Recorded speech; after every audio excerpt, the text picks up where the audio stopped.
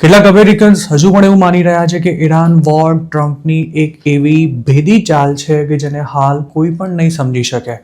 ટ્રમ્પના આ ભક્તોને એવું લાગે છે કે યુદ્ધથી અમેરિકાને લાંબા ગાળે જબરજસ્ત ફાયદો થવાનો છે, કારણ કે પાક્કા વેપારી ટ્રમ્પ દેશના ફાયદા વિના સળગતું લાકડું પકડી લે તેવા મૂર્ખ નથી. ટ્રમ્પ સાહેબનો ખરેખર આવો કોઈ ભેદી પ્લાન છે કે નહીં તેના વિશે તે ખુદ પણ કંઈ નથી બોલી રહ્યા. અને જ્યારે બોલવાનું હતું ત્યારે તેમણે ગોળ ગોળ વાતો કરીને આ વોર ખરેખર ક્યાં સુધી ચાલવાનું છે અને તેનાથી શું હાંસલ થશે તે અંગે કોઈ ફોડ પાડવાને બદલે ઈરાનની ધૂળધાણી કરી નાખવાની ફાંકા ફોજદારી કરી હતી. હવે તો યુરોપના દેશો પણ ટ્રમ્પ સામે સ્ટેન્ડ લેવા માંડ્યા છે. સ્પેન અને ઇટાલી બાદ હવે ફ્રાન્સના પ્રેસિડેન્ટે પણ ટ્રમ્પને ચોપડાવતા એવું કહ્યું હતું કે અમેરિકાના પ્રેસિડેન્ટ યુદ્ધ જેવા ગંભીર મુદ્દાને પણ હળવાશથી લઈ રહ્યા છે. ટ્રમ્પ મિડલ ઇસ્ટમાં જે હદે બધું ચિતરીને બેઠા છે તેનાથી અમેરિકાના બિલિયન્સ ઓફ ડોલર્સનો ધુમાડો તો થઈ જ રહ્યો છે, પણ તેની સાથે સાથે દુનિયાના અનેક દેશો પણ લેવા દેવા વગરના ટ્રમ્પે ઊભી કરેલી આ બબાલની કિંમત ચૂકવી રહ્યા છે. જોકે હજુ સુધી કોઈને નથી સમજાઈ રહ્યું કે ટ્રમ્પના દિમાગમાં આખરે શું ચાલી રહ્યું છે. ગુરુવારે જ અમેરિકાએ કરેલા હુમલામાં તહેરાન નજીક આવેલા ઈરાનના સૌથી મોટા હાઈવે બ્રિજનો એક ભાગ તોડી પાડવામાં આવ્યો હતો.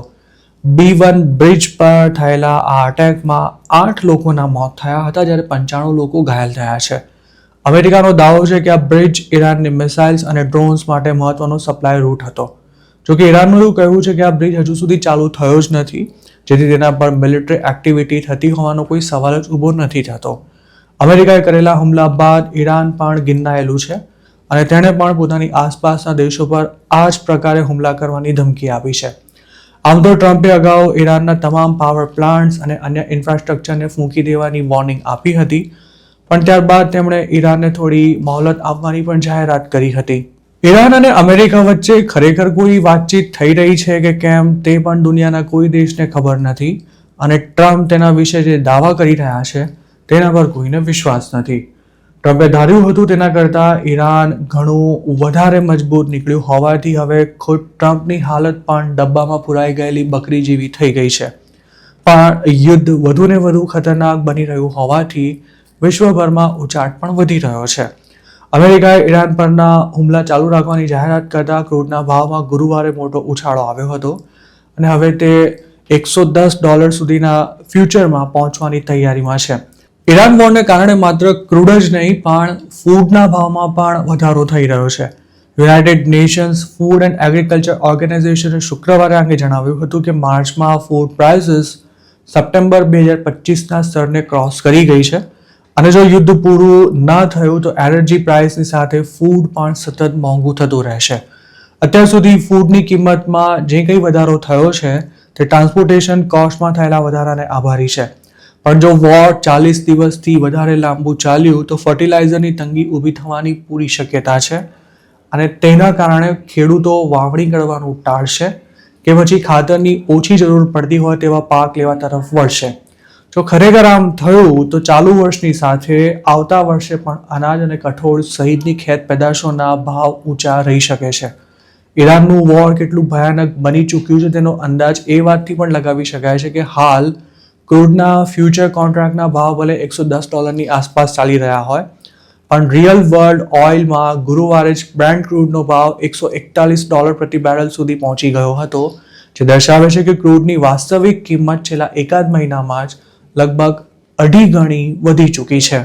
ન્યુયોર્ક ટાઈમ્સના રિપોર્ટર ડેવિડ સેન્ગરનું માનીએ તો ટ્રમ્પ ન્યુયોર્કમાં પોતાનો રિયલ એસ્ટેટ બિઝનેસ ચલાવવા માટે જે રીતે દિમાગ દોડાવતા હતા તે જ રીતે તેઓ ઈરાન વોરને હેન્ડલ કરી રહ્યા છે.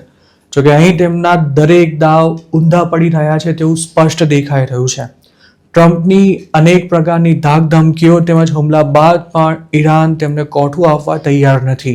ઈરાન પોતે પણ જાણે છે કે યુદ્ધમાં અમેરિકાને પરાસ્ત નહીં કરી શકાય, પણ આ યુદ્ધ જેટલું લાંબુ ખેંચાશે તેમાં ટ્રમ્પને જ વધારે નુકસાન અને ઈરાનને તેટલો જ ફાયદો છે, કારણ કે અનિશ્ચિતતાના માહોલમાં ક્રૂડના ભાવ સતત ઊંચા રહેશે, શેર બજારમાં ભારે અફરાતફરી જોવા મળશે અને દુનિયાભરમાં ફુગાવો વધતો રહેશે. અધૂરામાં પૂરું ઈરાનના નવા સુપ્રીમ લીડર અમેરિકાને ટક્કર આપીને પબ્લિકની નજરમાં હીરો બની જશે, જેથી ઈરાનમાં તખ્તા પલટ કરવાનો અમેરિકાનો ઈરાદો પણ સફળ નહીં થાય. જો ટ્રમ્પ હાલ સૈનિકો મોકલીને ઈરાન પર ચઢાઈ કરી બેસે તો આ યુદ્ધ અમેરિકાની વધુ એક મોટી અને ખૂબ જ મોંઘી ભૂલ સાબિત થઈ શકે તેમ છે. 2003માં અમેરિકાના તત્કાલીન રિપબ્લિકન પ્રેસિડેન્ટ જ્યોર્જ બુશે ઈરાક પર ચઢાઈ કરી ત્યારે તેમણે એવું કારણ આપ્યું હતું કે ઈરાક પાસે સામૂહિક નરસંહારના હથિયારો છે. જોકે આ યુદ્ધમાં અમેરિકા એવું ભેરવાઈ ગયું હતું કે તેમાંથી બહાર નીકળતા તેને આંટા આવી ગયા હતા અને તેમાં તેને લગભગ $3 ટ્રિલિયન વગર મફતનો ખર્ચો થઈ ગયો હતો. ડિસેમ્બર 2011માં આ વોર ઓફિશિયલી ખતમ થયું. છેક ત્યાં સુધી સામૂહિક નરસંહારના હથિયારોનો કોઈ જ અતોપતો નહોતો લાગ્યો. હવે 2026માં ટ્રમ્પે ઈરાન સામે યુદ્ધ શરૂ કરવા માટે તેની ન્યુક્લિયર ક્ષમતાને નેસ્તનાબૂદ કરવાની સાથે ઈરાનમાં સત્તા પરિવર્તન કરવું જરૂરી હોવાના કારણ આપ્યા છે.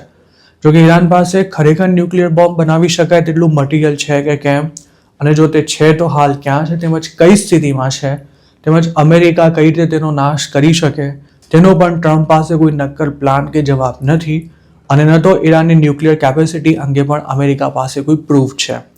ટ્રમ્પે જે આગ લગાડી છે તેના ધુમાડા હવે આખી દુનિયા સુધી ફેલાઈ ચૂક્યા છે અને ટ્રમ્પ આગ બુઝાવવાનો દેખાડો તો કરી રહ્યા છે, પણ તેના માટે તેઓ પાણીને બદલે પેટ્રોલનો ઉપયોગ કરતા હોય તેવી હાલની સ્થિતિ છે. ટ્રમ્પ જાણે છે કે આગ પર પેટ્રોલ છાંટવાથી તે વધુ ભડકવાની છે, પણ દુનિયા અમેરિકાનો આ તમાશો જોયા સિવાય બીજું કંઈ ખાસ કરી શકે તેમ નથી. ટ્રમ્પના દિમાગમાં શું ચાલી રહ્યું છે તે તેમના નજીકના લોકો માટે પણ સમજવું મુશ્કેલ થઈ રહ્યું છે. પણ તેનાથી વધુ મહત્વનો સવાલ એ છે કે 79 વર્ષના અમેરિકન પ્રેસિડેન્ટનું દિમાગ કઈ દિશામાં ચાલી રહ્યું છે. બીજી વાર પ્રેસિડેન્ટ બનતા પહેલા તો ટ્રમ્પ યુદ્ધને મૂર્ખામી ગણાવતા હતા, પણ હવે તેમણે પોતે જ એક એવું યુદ્ધ શરૂ કર્યું છે કે જેમાં તેમની હાલત ખરેખર ડબ્બામાં પુરાયેલી બકરી જેવી થઈ રહી છે, અને આ બકરી માટે ડબ્બાની બહાર આવવું વધુ ને વધુ મુશ્કેલ બની રહ્યું છે. આ સમગ્ર બાબત અંગે આપનું શું માનવું છે તેમને કમેન્ટમાં ચોક્કસ જણાવજો.